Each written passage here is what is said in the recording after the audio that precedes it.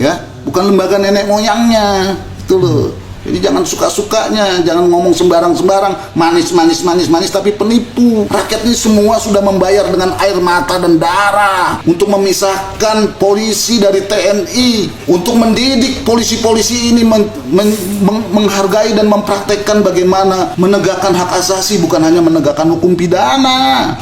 Refli, di dalam praktek ya, secara resmi memang Kadif Propamnya Sambo, tapi yang mengontrol semua apa segala macam rumah tangga, uang apa segala macam termasuk ajudan dan lain sebagainya kan juga Putri. Pertanyaan saya, apakah Putri juga mengatur semua Satgasus? Misalnya kebutuhan Satgasus misalnya. Makanya dia di luar terus. Iya, kami kan tidak tahu karena DPR tidak menggunakan hak konstitusionalnya untuk mengecek ini agar pertanyaan publik terjawab dan kita mendapatkan rasa keadilan. Diumumkan, dan di situ sudah dijelaskan juga bahwa tidak ada motif itu. Cuman waktu itu kan sudah sangat bau busuk dan becek, Refli. Iya. Ya, motif itu. Saya waktu ditanya di ILC, saya bilang saya nggak mau buru-buru ke motif. Saya pengen yang ini dulu karena saya masih bertarung di bagaimana pemberkasan ini. Orang kok udah ngedorong-dorong motif. Waktu itu saya saya juga termasuk orang yang mulai dikuliahin oleh rekan saya yang lulusan esek itu kan. Seolah-olah saya tidak mengerti tentang undang-undang tindak pidana kekerasan seksual gitu. Iya. Saya mohon maaf sekali ya. Ini lulusan esek tuh universitas di Inggris ya, bukan esek. Satu aja, Refli. Iya. jangan dua. Iya, satu esek, aja esek ya, ya. Jadi esek. ada kehormatannya di Iya. situ ya kan. Iya. Kalau udah dua dia biasanya transaksional soalnya Iya. ya kan. Nah, itu kan juga jadi kepedulian kita, bukan hanya perempuan dan anak-anak. Anda bisa lihat bagaimana jejak kita memperjuangkan nasib perempuan-perempuan ini kalau dia terlibat tindak pidana dan bagaimana perilaku polisi. Jadi saya ngajar polisi itu untuk soal itu agar mereka bersiap, ya kan? Jadi saya bukan anak kemarin yang mau mencaci maki dan lain sebagainya, karena itu saya sedih dan saya mau mengingatkan kesedihan ini makin dalam kalau tiba-tiba saya gara-gara Refli ngomong begini, saya teringat Gus Dur gitu loh, karena bersama dengan dialah saya sebagai anak muda pada waktu itu ikut berjuang bagaimana memisahkan polisi dari TNI. Gak mudah, juga dengan air mata dan darah, ya. Terus sekarang diminta lagi darah lagi gitu loh. Aduh. Ya, nah, jalan. Terus ngomong terus di mana-mana, wah ini akuntabel, ini, padahal orang sudah memperlihatkan bagaimana kerja Kompolnas, bagaimana bangsa ini sudah menjadi korban berita bohong yang diproduksi oleh institusi penegak hukum. Yeah. Astaga, Refli, astaga. Ya saya sedih kan. Jalan. Nah saya pikir, ya saya kan harus berpikir positif terus dong, Refli, ya kan. Wah, memang kami tidak diundang, tapi kan Kapolri, Kadif Humasnya ngomong, wah ini transparan dan semua pihak dilibatkan. Ya, kita kan positif aja, Refli kan. Apa salahnya sih kita datang, ya kan? Prarekonstruksi aja nggak diundang, kita datang dan kita komunikasi baik-baik, ya kan? Oh yang ini, ya kita sambut dong. Kenapa? Setelah Kapolri ngomong di mana-mana dan mendapat dukungan dari masyarakat, kami pun berkomitmen mendukung Kapolri dan semua pihak yang ingin institusi ini berdiri tegak dan marwahnya ada. Ya. Bukan orang-orang yang hanya menjalankan rekonstruksi dan mengusir kami yang memperjuangkan itu. Ya. Kami juga memperjuangkan itu. Jadi itu bukan lembaga nenek moyangnya. Ya, bukan lembaga nenek moyangnya. Itu loh. Jadi jangan suka-sukanya, jangan ngomong sembarang-sembarang, manis tapi penipu. Rakyat ini semua sudah membayar dengan air mata dan darah. Ya, untuk memisahkan polisi dari TNI, untuk mendidik polisi-polisi ini menghargai dan mempraktekkan bagaimana menegakkan hak asasi, bukan hanya menegakkan hukum pidana.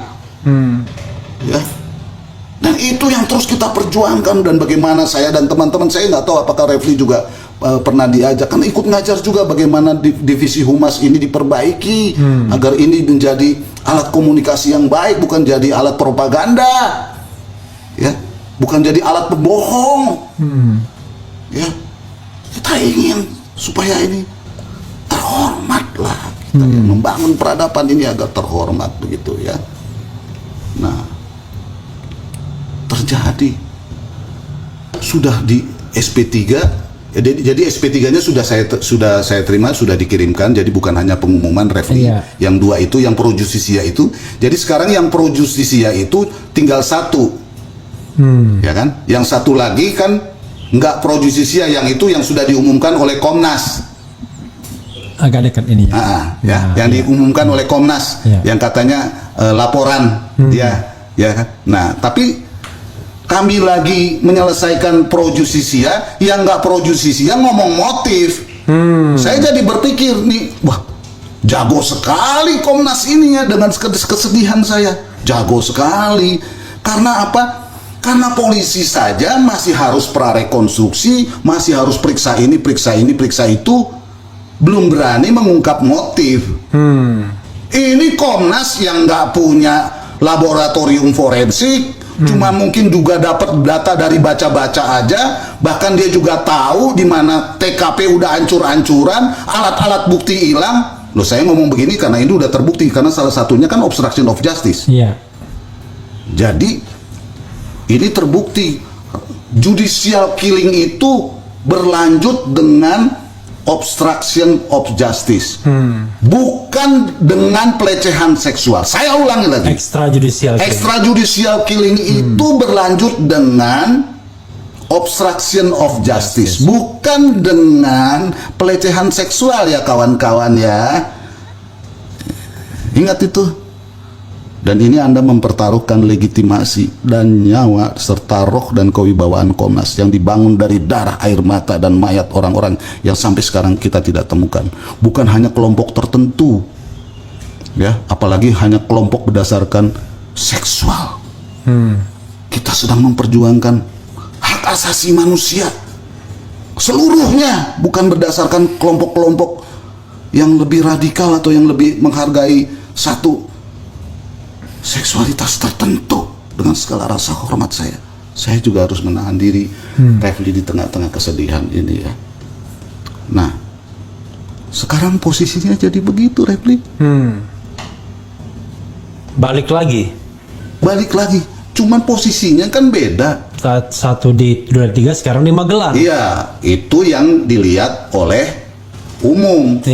Kalau orang melihatnya pro justisia begini, Refli, saya kembali lagi ke cerita awal.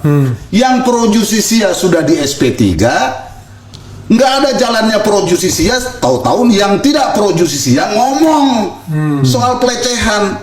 Canggih kan permainan ini?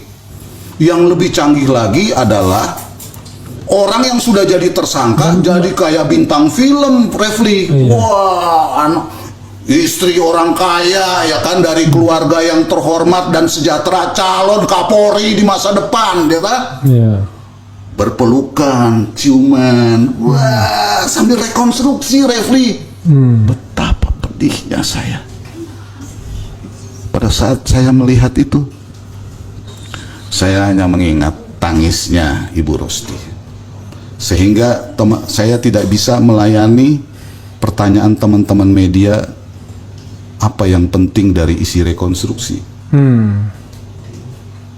Menurut saya, Sambo dan istrinya dan jaringannya itu berhasil menekan saya, karena saya tidak bisa menjawab dengan jernih sebagaimana yang selalu teman-teman komunikasikan dengan saya. Kalau ditanya substansi, saya pasti jawab substansi. Tapi akibat dari rekonstruksi yang kayak begitu, saya nggak bisa melayaninya. Mudah-mudahan saya bisa melayani dengan jernih juga pertanyaan-pertanyaan Refli di tengah-tengah kesedihan saya, karena saya tidak boleh berlama-lama begini.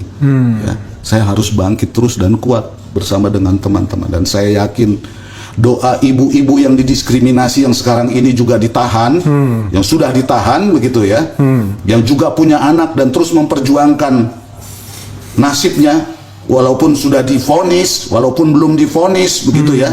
Dia tetap memperjuangkan keadilan dengan menghormati hukum, tidak sebagaimana putri PC itu yang menunjukkan bagaimana kelasnya dia, ya kan? Kemudian memunculkan lagi isu pelecehan seksual hanya dari sebuah pengakuan atau cerita-cerita, entah di mana itu, entah berdasarkan BAP atau bagaimana. Tapi saya heran kalau PC saya masih, atau siapa kuat, ya silakan saja, atau siapa Ricky tadi kan punya kepentingan ya, yang punya kepentingan, dan ingat dia tersangka, yang punya hak ingkar dan terbiasa cabut-cabut. Dan saya mau ingatkan kepada kita semua, rakyat seluruh Indonesia, ya, orang-orang yang kayak begini inilah yang bisa membuat peradilan sesat, yang akhirnya kita tidak bisa mendapatkan kebenaran material maupun kebenaran substansial maupun kebenaran formil. Karena undang-undangnya membolehkan mereka berbohong, mencabut, apalagi kalau mereka kaya, apalagi itu suami istri, ya. Refli, di dalam praktek, ya, secara resmi memang Kadif Propamnya Sambo, tapi yang mengontrol semua apa segala macam rumah tangga, uang apa segala macam, termasuk ajudan dan lain sebagainya, kan juga Putri. Pertanyaan saya, apakah Putri juga mengatur semua Satgasus? Misalnya kebutuhan-kebutuhan Satgasus misalnya. Makanya dia di luar terus. Iya, kami kan tidak tahu karena DPR tidak menggunakan hak konstitusionalnya untuk mengecek ini agar pertanyaan publik terjawab dan kita mendapatkan rasa keadilan. Iya. Nggak ada, yang ada KUR. Memang sih saya harus agak melucu sedikit di tengah kesedihan saya. Ojo dibanding-banding ke katanya. Oke. Ya kan? Ya, tapi beda kelas. Beda kelas, Refli. Beda kelas. Jadi saya kira kecanggihan yang mutakhir tentang motif yang ini luar biasa. Tapi yang sudah mencapai titik maksimal untuk membangun soal motif ini adalah Komnas HAM yang tidak pro justisia. Sementara polisinya Saya belum baca berhasil. Komnas HAM dan Komnas Perempuan juga. Ya itu, nah saya nggak tahu nih, ini duet atau satu atau bagaimana, atau ini ada jaringannya. Kenapa saya bilang ini ada jaringannya? Karena kan sebelumnya mereka ketemu juga, dan bahkan ada psikolognya lah dan lain sebagainya lah. Ya, saya tidak mau terpleset, Refli, karena ini banyak orang-orang kaya yang jago, yang lawyernya juga jago-jago, yang lagi nunggu saya salah karena marah. Saya nggak Langsung marah. laporkan. Iya, saya lagi nggak marah. Saya lagi sedih. Saya lagi sedih. Saya nggak boleh marah, karena kalau marah saya nggak bisa menyelesaikan tugas utama saya. Jadi Anda jangan terus-menerus pancing-pancing saya marah karena menikmati telenovela atau teletabis. Ya, saya mau bersama dengan teman-teman saya dan Refli Harun pada hari ini untuk mengemukakan fakta-fakta agar pro justisia ini berdiri tegak, sehingga kita tidak lagi menjadi konsumen berita bohong yang menuju ke peradilan sesat dan mengakibatkan negara ini hancur. Karena kita mau pemilu, kita punya masalah ekonomi, rakyat susah,